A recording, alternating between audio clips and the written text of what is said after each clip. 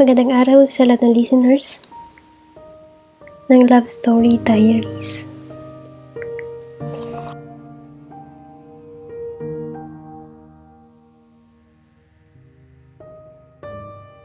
Nais ko lang ibahagi ang nilalaman ng isa sa pinaka hindi ko makakalimutang parte ng diary ng buhay ko.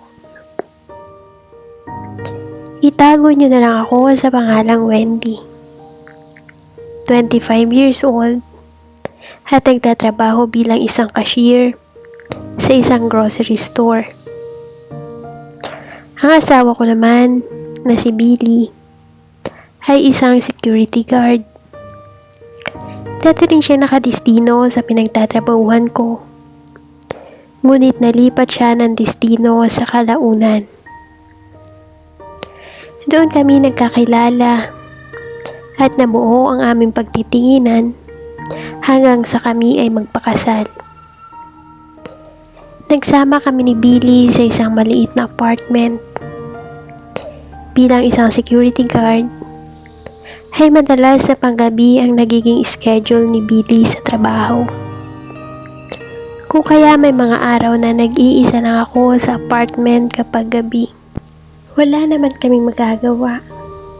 Dahil ganoon talaga ang trabaho ng isang gwardya. Madalas halos di na kami magkakausap.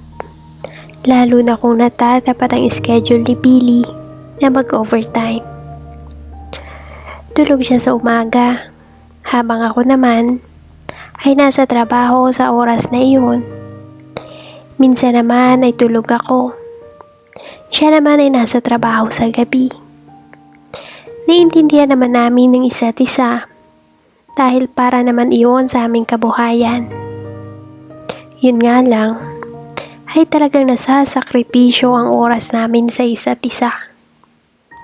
Kaya kung minsan ay nakararamdam din ako ng pagkabagot, lalo na tuwing gabi na wala si Billy. Sa pagkabagot ko dahil wala naman si Billy sa pag-uwi ko, ay hindi ko agad umuwi ng bahay. Pumunta ako ng mall para maglibang saglit nang hindi nagsasabi kay Billy. Sa sobrang libang ko sa paglalakad at pagwi-window shopping, ay hindi ko na namalayan ang oras. Inabutan na ako ng oras ng pagsasara ng mall. Dahil sa pagod na rin ako at gusto ko na makauwi, ay nag-book na lang ako ng online taxi. Agad naman na meron na nag-accept sa aking booking at ako ay agad na nakasakay. Nang bumaba ako ng kotse, ay sinabihan ako ng driver na ingat at good night, na parang may sabay na kindat pa. Hindi ko na lang ito pinansin dahil sa sobrang antok ko na din. Na makahiga ako ay agad din ako nakatulog. Kinabukasan na magising ako, ay may isang di kilalang number ang nag-text sa akin. Ma'am, si Dondon po ito. Yung driver ng taxi na nasakyan nyo kahapon. Meron po akong nakitang naiwang wallet sa passenger seat. Sa inyo po ba ito? Sabi sa text message sa akin. Pagtingin ko sa gamit ko, hindi ko nga makita ang wallet ko. Kuya, sa akin nga yan. Naiwan ko pala dyan. Paano ko po kaya yan makukuha sa'yo? Tanong ko sa kanya. Maaari ko namang ihatid ngayon sa bahay po ninyo. Reply niya sa akin. Kuya, pwede ha. Kaya lang aalis ako. Kasi may pasok ako sa trabaho. Malapit na ako dyan, ma'am. At pwede din naman na sa akin ka na sumabay papasok sa trabaho. Dahil sa kailangan ko na din yun agad na makuha, ay pumayag na ako sa kanya na ako sasabay papasok sa trabaho.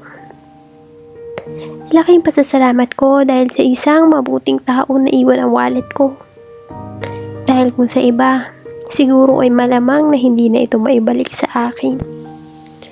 Kuya Dondon, salamat ulit sa pagsuli. Sabi ko sa kanya bago ako bumaba ng sasakyan. At binayaran ko siya ng higit sa dapat kong ibayad ng pamasahe sa kanya. Bago umuwi si Billy sa bahay, ay nakasanayan na niya na dumaan muna sa akin sa trabaho para dalan ako ng pagkain at tapos ay uwi para matulog. Minsan ay talaga nakakalungkot lang na halos di na kami nagkakausap. Lumalabas para mag-date o kahit maging magkatabi sa pagtulog. Kinagabihan noon, nakauwi na ako sa bahay galing trabaho. At nakaalis na si Billy para pumasok sa trabaho. Habang ako ay nagpapahinga, ay manatanggap ako isang text message.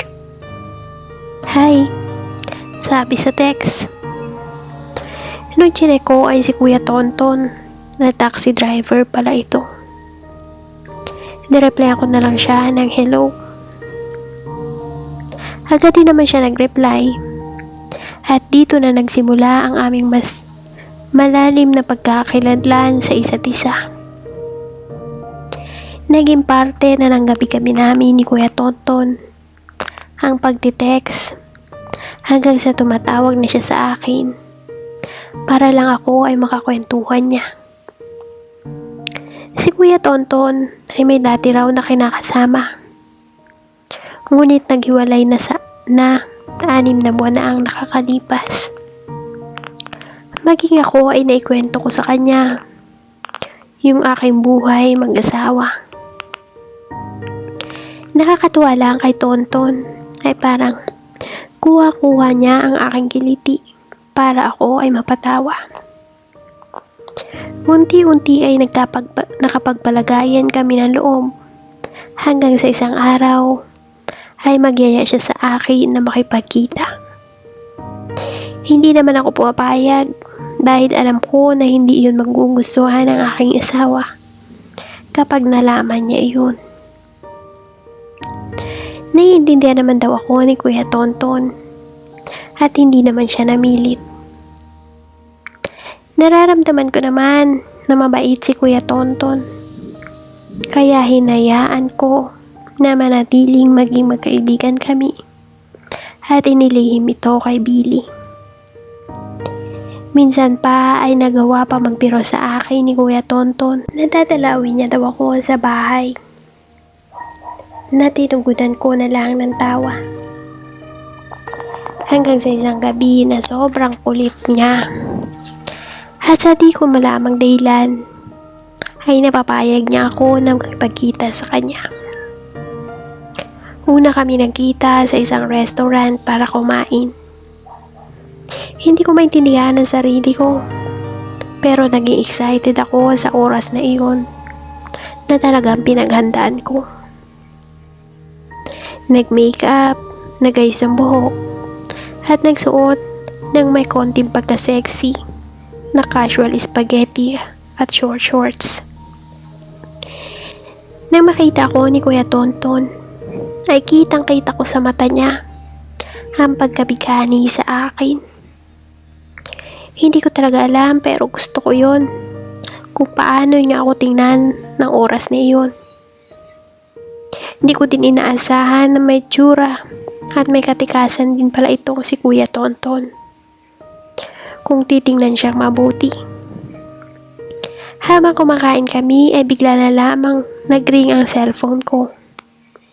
Si Billy pala, tumatawag. Napatingin ako kay Kuya Tonton. Sige na, sagutin mo na, sabi ni Kuya Tonton sa akin. Honey, kamusta ka dyan sa bahay? Akala ko tulog ka na, sabi ng asawa ko. Hindi pa, honey, pero patulog na din ako, sagot ko sa kanya. Ganun ba? Gusto ko lang mag-good night sa'yo. Okay, honey, salamat sa pag-aalala. Good night din. Ingat ka dyan, pamamaalam ko.